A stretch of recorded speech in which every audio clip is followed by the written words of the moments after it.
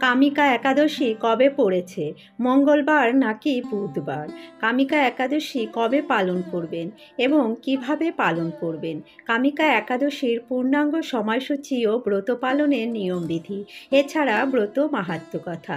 নমস্কার বন্ধুরা, রিঙ্কু রায় ব্লগ চ্যানেলে আপনাদের সবাইকে অনেক অনেক স্বাগত।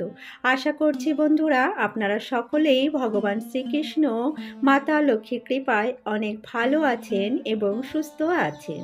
বন্ধুরা, সামনেই আসতে চলেছে কামিকা একাদশী। হিন্দু ধর্মে একাদশী ব্রতের বিশেষ গুরুত্ব মাহাত্ম্য রয়েছে। এই একাদশী ব্রত ভগবান বিষ্ণু তথা শ্রীকৃষ্ণের নামে সমর্পিত করা হয়। প্রত্যেক মাসে দুটি করে একাদশী পালন করা হয়। একটি কৃষ্ণপক্ষের একাদশী, আরেকটি শুক্লপক্ষের একাদশী। বন্ধুরা, শ্রাবণ মাসের একাদশী তিথিটি কামিকা একাদশী নামে পরিচিত। বন্ধুরা, আজকের ভিডিওটিতে আমরা জানব এবছর অর্থাৎ 2024 সালে কামিকা একাদশী কবে পড়েছে, একাদশী তিথির পূর্ণাঙ্গ সময়সূচি ও একাদশী ব্রত কী করে পালন করবেন এবং কেন করবেন এবং একাদশী ব্রতের পালনের সময়সূচি, এছাড়া কামিকা একাদশী ব্রত মাহাত্ম্য কথা। তাই আমার সকল বন্ধুদের কাছে বিশেষ অনুরোধ, ভিডিওটি প্রথম থেকে শেষ পর্যন্ত সম্পূর্ণরূপে দেখবেন এবং ভালো লাগলে লাইক, শেয়ার, কমেন্ট করবেন এবং আমার চ্যানেলে নতুন হয়ে থাকলে আমার চ্যানেলটিকে সাবস্ক্রাইব করে আমার পাশে থাকবেন। তো চলুন বন্ধুরা, ভিডিওর মূল পর্বে যাওয়া যাক। বন্ধুরা, পবিত্র শ্রাবণ মাসের কৃষ্ণপক্ষের একাদশী তিথিটি হল কামিকা একাদশী। কামিকা একাদশী পবিত্রা একাদশী নামেও পরিচিত। এই দিনে ভগবান বিষ্ণু তথা ভগবান শ্রীকৃষ্ণের বিশেষভাবে পুজো অর্চনা করা হয়ে থাকে। মানা হয়ে থাকে যে একাদশী ব্রতই হল হিন্দু ধর্মে সর্বশ্রেষ্ঠ ব্রত। এই ব্রত পালনে ভগবান শিব অত্যন্ত প্রসন্ন হন। সমস্ত বাধা বিপত্তি কেটে যায় এই ব্রত পালনে এবং সমস্ত পাপের বিনাশ ঘটে। এছাড়া একাদশী ব্রত পালনে ইচ্ছাকৃত ফললাভ হয়। পবিত্রা একাদশী বা কামিকা একাদশী ব্রত পালন করলে ইহকাল ও পরকালের সমস্ত পাপের বিনাশ হয় এবং সমস্ত বাধা বিপত্তি কেটে যায়। এই ব্রত পালনে ব্যক্তির সর্ব ইচ্ছা পূর্ণ হয় এবং উত্তম ফল লাভ হয়। শাস্ত্রে উল্লেখ আছে যে কামিকা একাদশী পালনে 1000 গোদানের সমান পুণ্যফল লাভ করা যায়। জীবনে সুখ, সমৃদ্ধি ও অর্থনীতির বৃদ্ধি হয়। তো চলুন বন্ধুরা, এবার জেনে নেওয়া যাক শ্রাবণ মাসে কামিকা একাদশী কবে পড়েছে এবং একাদশী তিথি কখন শুরু হচ্ছে এবং কখন শেষ হচ্ছে। বন্ধুরা, একাদশী ব্রত পালন করতে হবে আমাদের 31শে জুলাই 2024 বুধবার। আর আমাদের একাদশী তিথি শুরু হচ্ছে 30শে জুলাই 2024 মঙ্গলবার বিকেল 4:46 থেকে এবং একাদশী তিথি সমাপ্ত হচ্ছে 31শে জুলাই 2024 বুধবার দুপুর 3:55। তাই কামিকা একাদশী ব্রতটি আমাদের পালন করতে হবে 31শে জুলাই বুধবার দিন, কারণ মঙ্গলবার সূর্যোদয় থেকে দুপুর পর্যন্ত থাকবে দশমী তিথি। তাই বুধবার উদয় তিথি অনুসারে কামিকা একাদশী ব্রত পালন করতে হবে আমাদের 31শে জুলাই বুধবার দিন। সমস্ত বৈষ্ণব গৃহস্থ মানুষেরা এই দিনেই কিন্তু ব্রত পালন করবেন। বন্ধুরা, একাদশীর আগের দিন একাদশীর নিয়ম পালন করতে হবে। আগের দিন নিরামিষ আহার গ্রহণ করতে হবে এবং তুলসী পত্র ও তুলসী মঞ্জরি তুলে রাখতে হবে, কারণ একাদশীর দিন তুলসী পত্র বা তুলসী মঞ্জরি তোলাও উচিত নয়। একাদশীর দিন তুলসী পত্র তোলা পাপ বলে মানা হয়। তাই আপনারা একাদশীর আগের দিন তুলসী পত্র ও তুলসী মঞ্জরি তুলে রাখবেন। এদিনে ব্রহ্ম মুহূর্তে উঠে একটু ভগবানের নাম গুণকীর্তন করে তারপরে স্নানাদি সেরে ভগবান বিষ্ণু তথা শ্রীকৃষ্ণের কাছে আপনারা একাদশীর ব্রতের সংকল্প করে নেবেন। বন্ধুরা, ফুল জল ও তুলসী পাতা অর্পণ করবেন এবং ভগবান শ্রীকৃষ্ণের কাছে প্রার্থনা করে আপনারা সংকল্প করে নেবেন। সংকল্প করার মন্ত্র আছে, আপনারা সংকল্প মন্ত্র করে সংকল্প করবেন। যদি মন্ত্র উচ্চারণে অসুবিধা হয় তাহলে আপনারা ভগবান শ্রীকৃষ্ণের কাছে প্রার্থনা করবেন, হে পরমেশ্বর, আমি যেন আপনার এই ব্রতটি সম্পূর্ণ নিষ্ঠা ও ভক্তির সাথে পালন করতে পারি। আপনি আমাকে কৃপা ও শক্তি প্রদান করুন। এইভাবে আপনারা একাদশী সংকল্পটি আপনারা করে নেবেন। বন্ধুরা, এই দিনে অর্থাৎ 31শে জুলাই 2024 বুধবার এই দিনে সূর্যোদয় হবে সকাল 6টা বেজে 1 মিনিটে এবং সূর্যাস্ত হবে সন্ধে 7টা বেজে 5 মিনিটে। এই দিনে ব্রহ্ম মুহূর্ত থাকছে ভোর 4টে বেজে 24 মিনিট থেকে 5টা 12 মিনিট পর্যন্ত, আর অমৃতকাল থাকছে সকাল 7টা 2 মিনিট থেকে 8টা বেজে 37 মিনিট পর্যন্ত।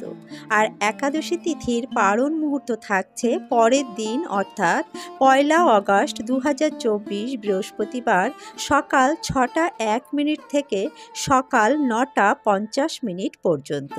এই সময়ের মধ্যে আপনারা পারণ সম্পন্ন করে ফেলবেন।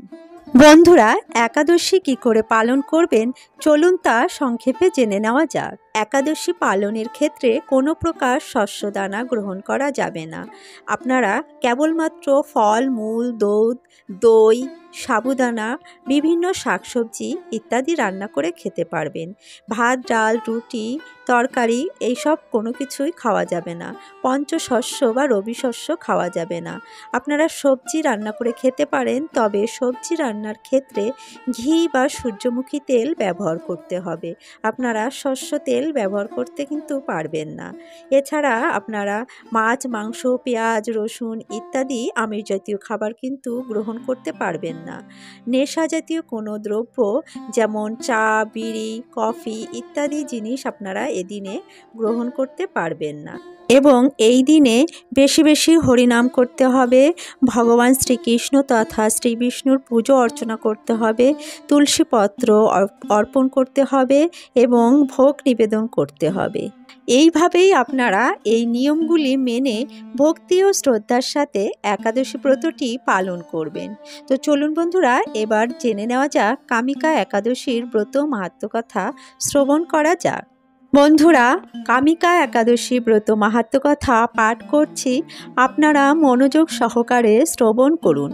পৌরাণিক কথা অনুসারে মহারাজ যুধিষ্ঠির মহাভারতকালে ভগবান শ্রীকৃষ্ণকে জিজ্ঞাসা করেছিলেন, হে প্রভু, কৃপা করে আমাকে কামিকা একাদশীর ব্রতের মাহাত্ম্য কথা বলুন।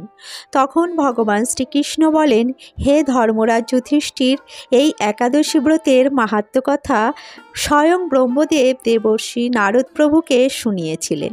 অতএব আমিও তোমাকে সেই কথাই বর্ণনা করছি, আপনি ধ্যানপূর্বক শ্রবণ করুন। ব্রহ্মদেবকে একবার নারদ মুনি জিজ্ঞাসা করেছিলেন, হে প্রভু, কৃপা করে আমাকে কামিকা একাদশীর ব্রত মাহাত্ম্য কথা শ্রবণ করান। তখন ব্রহ্মাজি বলেন, হে নারদ, কামিকা একাদশী ব্রত মাহাত্ম্য কথা শুনতেই বাজপেয় যজ্ঞের ফল প্রাপ্ত হয়।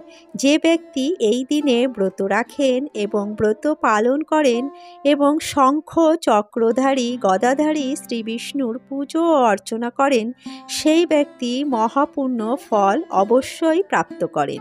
কেবল এটাই নয়, গঙ্গা, কাশী, পুষ্করের মতো তীর্থস্থানে স্নান করে কোনো ব্যক্তি যে ফল প্রাপ্ত করেন, সেই ফলই প্রাপ্ত হয় একাদশী তিথিতে ভগবান শ্রী বিষ্ণুর পুজো অর্চনা করলে। যে সকল ব্যক্তির পাপের ভয় রয়েছে সেই সকল ব্যক্তি অবশ্যই কামিকা একাদশী পালন করা উচিত। কামিকা একাদশী পালন করলে সেই ভক্তর আর কোনো যোনিতে জন্মগ্রহণ করতে হয় না। সেই ব্যক্তি সহজেই বৈকুণ্ঠ লাভ করতে পারেন।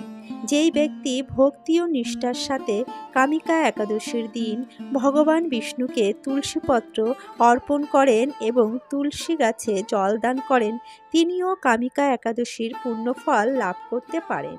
কামিকা একাদশীর রাত্রিতে যে ব্যক্তি রাত্রি জাগরণ করেন এবং ভগবান বিষ্ণুর নাম গুণকীর্তন করেন এবং ধূপ দ্বীপ প্রদান করেন তার পুণ্য লিখতে চিত্রগুপ্ত অসমর্থ হন এবং তার পূর্বপুরুষেরাও স্বর্গলোক লাভ করেন। ভগবান শ্রীকৃষ্ণ বলেন, হে রাজন, আমি আপনার কাছে সর্বপাপহারিণী কামিকা একাদশীর ব্রত মাহাত্ম্য কথা বর্ণনা করলাম। যিনি এই সর্বপাপনাশক ব্রহ্মহত্যা, ভ্রূণ হত্যা ও মহাপুণ্যপ্রদায়িনী কামিকা একাদশী ব্রত পালন করবেন এবং যিনি শ্রবণ করবেন তিনি সর্বপাপ মুক্ত হবেন এবং উত্তম ফল প্রাপ্ত করতে পারবেন। এছাড়া কামিকা একাদশী পালন করলে মনের সমস্ত কামনা ও বাসনা পূর্ণ হয়। তাই বন্ধুরা, আপনারা চেষ্টা করবেন শ্রাবণ মাসের এই কামিকা একাদশীটি পালন করার। তাহলে আপনাদের সমস্ত মনস্কামনা পূর্ণ হবে এবং সমস্ত পাপ দূর হবে। ভগবান শ্রী বিষ্ণু তথা ভগবান শ্রীকৃষ্ণের বিশেষ কৃপা ও আশীর্বাদ লাভ করতে পারবেন। তো বন্ধুরা, আজকের ভিডিওটি এখানেই শেষ করছি। ভিডিওটি কেমন লাগলো অবশ্যই একটি কমেন্ট করে জানাবেন। ভিডিওটি ভালো লাগলে একটি লাইক করবেন এবং অন্যদের সাথে শেয়ার করবেন। আমার চ্যানেলে যদি নতুন হয়ে থাকেন তাহলে আমার চ্যানেলটিকে সাবস্ক্রাইব করে আমার পাশে থাকবেন এবং পাশে থাকা বেল আইকনটি প্রেস করে রাখবেন। তাহলে আমার প্রতিদিনের নিত্য নতুন ভিডিওগুলির নোটিফিকেশন আপনারা পেয়ে যাবেন। বন্ধুরা, ভিডিওটি সম্পূর্ণ দেখার জন্য আপনাদের অসংখ্য ধন্যবাদ। আসছি পরবর্তী একটি নতুন ভিডিও নিয়ে। ততক্ষণে আপনারা ভালো থাকবেন, সুস্থ থাকবেন। জয় শ্রীকৃষ্ণ। রাধে রাধে বন্ধুরা।